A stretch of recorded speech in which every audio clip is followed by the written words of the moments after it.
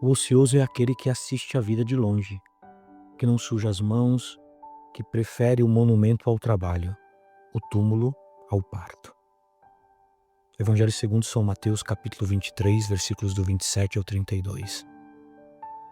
Meus irmãos e minhas irmãs, mais uma vez a palavra de Jesus hoje parece ter um sabor amargo de um remédio, como falávamos ontem.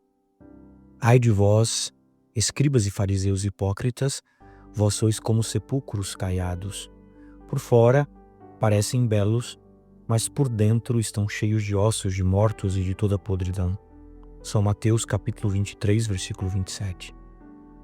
No entanto, nós precisamos entender o que significa, no tempo de Jesus, todas essas expressões, porque a imagem que Jesus utiliza não foi escolhida ao acaso. A Mishnah, que é a antiga tradição oral de Israel, ela registra um costume que antes da Páscoa os sepulcros eram caiados de branco para que os peregrinos, vendo os sepulcros de longe, se afastassem e não se tornassem impuros ao tocá-los. O branco do sepulcro era um aviso. Aqui a morte, aqui a impureza, não te aproximes. Esse é o sinal branco dos sepulcros. E Jesus pega exatamente essa imagem e as devolve aos escribas e os fariseus, dizendo: vós sois sepulcros caiados, belos por fora, mas mortos por dentro. E pior, enquanto o sepulcro avisa para que ninguém se aproxime, vós enganais, porque por fora pareceis justos aos olhos dos outros, mas por dentro estáis cheios de hipocrisia e de iniquidade. São Mateus capítulo 23, versículo 28. Hipocrisia, como vimos ontem, é essa duplicidade de vida. E aqui temos duas palavras, hipocrisia e iniquidade. Quer dizer, o coração sem lei, sem verdade. Observem que o branco desses sepulcros pode dar a impressão de uma pureza séptica, mas, na verdade, remete a uma terrível ausência das cores da vida. É mais uma manifestação da morte do que um testemunho da alegria de viver. E ele faz a ligação com aquela visão de Ezequiel. O vale de ossos secos vem ao espírito dos quatro ventos e sopra sobre esses mortos para que vivam. Ezequiel capítulo 37, versículo 9. A palavra ruá, que é espírito, sopro, vento, é utilizado nessa profecia de Ezequiel. As ossadas de Ezequiel se enchem de vida pelo sopro do Espírito Santo. Mas o coração do hipócrita, subtraindo ao olhar de Deus, não faz outra coisa senão consentir com a morte até fazê-la triunfar. E quando se cede a essa lógica, meus irmãos e minhas irmãs, às vezes sem nem perceber, a gente se transforma numa espécie de monumento a si mesmo, do qual não há muito que se gloriar. E há mais. O segundo ai aqui do Evangelho de Jesus aponta para uma ironia que atravessa os séculos. Construís sepulcros para os profetas e enfeitais os túmulos dos justos e dizeis: se tivéssemos vivido no tempo dos nossos pais, não teríamos sido cúmplices deles no sangue dos profetas. Com isso, vós confessais que sois filhos daqueles que mataram os profetas. Completai, pois, a medida de vossos pais. São Mateus capítulo 23, versículos do 29 ao 32. Reparem, eles honram os profetas mortos, e é fácil honrar os mortos, eles não incomodam, mas são incapazes de reconhecer a palavra viva que lhes é dirigida hoje. O mesmo povo que ergue monumentos aos profetas é o que rejeita o profeta vivo diante de si. E a expressão completai a medida ecoa o Gênesis, quando Deus diz a Abraão que a iniquidade dos amorreus ainda não se completou. Há um copo que se enche, Jesus anuncia que eles o encherão por completo. Jesus os identifica, em certo sentido, com os coveiros, com uma empresa de pombas fúnebres, todos ocupados em adornar as sepulturas e em remediar, sem conseguir transformar de verdade, a obra dos pais, se revelando, no fim, filhos dos que mataram os profetas. E neste modo de viver e de conceber a devoção, há algo profundamente doente e terrivelmente portador da morte.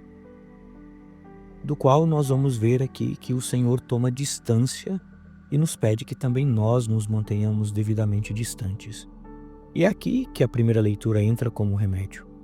São Paulo, escrevendo aos Tessalonicenses, fala de outra coisa, da ociosidade.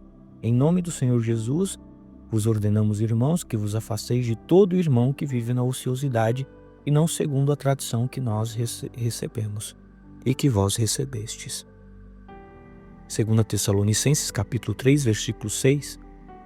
A palavra aqui, grega, é ataktos, que significa viver desordenadamente, fora da linha, à margem. A ociosidade leva a isso. São Paulo apresenta a vida dele como modelo. Não vivemos ociosamente no meio de vós, nem comemos de graça o pão de ninguém. Ao contrário, trabalhamos dia e noite com fadiga e cansaço, para não sermos pesados a nenhum de vós, para vos dar em nós mesmos um modelo a imitar. E a norma é seca e sábia. São Paulo diz, no versículo 10 desse capítulo 3 da segunda carta aos Tessalonicenses, que não quer trabalhar também não deve comer. Mas cuidado, cuidado. A ociosidade aqui não é apenas preguiça física. Podemos entender também como risco próprio da atitude farisaica, desresponsabilizar-se diante da história em vez de nela se envolver apaixonadamente. O ocioso é aquele que assiste a vida de longe, que não suja as mãos, que prefere o monumento ao trabalho e o túmulo do que o parto. E o contrário, escutem essa intuição. A pessoa que trabalha, ela mostra no seu agir e no seu ser criativo que está viva e é sensível à vida com todas as suas dinâmicas de perpétua transformação e infinita criatividade. Se mostra, em certo sentido, divina. Essa sensibilidade pela criatividade e pela vida não pode deixar de manter o nosso coração absolutamente longe de tudo que tem a ver com os sepulcros. O trabalho, entendido como vocação, como serviço, como amor concreto que transforma o mundo, é o oposto do túmulo. É vida que se espalha, é o sopro do Espírito nas ossadas secas. E São Paulo termina com uma bênção que é chave de tudo. Que o Senhor da paz vos dê a paz sempre e em todos os modos. O Senhor esteja com todos vós, e conclui: a graça de nosso Senhor Jesus Cristo esteja com todos vós. Não é um encerramento qualquer, é o antídoto. A paz do Senhor, que não é apenas ausência de guerra, mas plenitude de vida, só pode habitar num coração vivo, não num sepulcro caiado. E a graça, dom gratuito, é o sopro que transforma ossos secos em corpo vivo, monumento em testemunho, aparência em verdade. Meus irmãos e minhas irmãs, a pergunta que essa palavra nos faz hoje é tão simples quanto terrível. O que está caiado na minha vida? Onde eu construí um monumento a mim mesmo, belo por fora e vazio por dentro? Onde eu tenho honrado os profetas do passado? Sabe aqueles profetas, os santos, as ideias bonitas, as relíquias da fé? Mas eu fecho os ouvidos à palavra que Deus me fala hoje, a pessoa concreta que está diante de mim, na cruz que me pede conversão. Onde está a minha ociosidade? O conforto de espectador? A distância segura da história, das feridas, das responsabilidades? É o contrário, onde Deus me chama a trabalhar, a criar, a amar, a sujar as mãos, porque é aí, no serviço concreto, que a vida vence a morte. O sepulcro caiado é branco porque esconde a morte. Mas o cristão é chamado a ser outra coisa. Um vaso de barro que carrega um tesouro e o tesouro transborda. Nós não precisamos de cal por fora. Nós precisamos de espírito por dentro. E que o Espírito Santo de Deus sopre sobre os nossos ossos ressequidos e os faça viver. E que o Senhor da paz nos dê a sua paz e que a graça de nosso Senhor Jesus Cristo, como diz São Paulo, esteja com todos vós agora e para sempre. Uma santa e abençoada quarta-feira para você e sua família. Que Deus te abençoe e te guarde em nome do Pai, do Filho e do Espírito Santo. Amém. Paz e misericórdia.